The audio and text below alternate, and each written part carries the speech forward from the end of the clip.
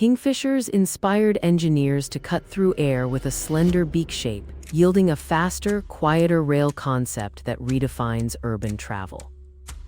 Sharkskin textures sparked antibacterial hospital surfaces while burdock burrs unlocked Velcro-like fasteners, turning common nuisances into everyday efficiency.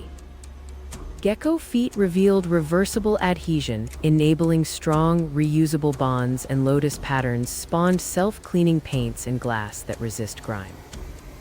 Termite mounds taught passive cooling for smarter buildings, while owl flight and humpback flipper insights pushed quieter aircraft and wind turbines toward new horizons.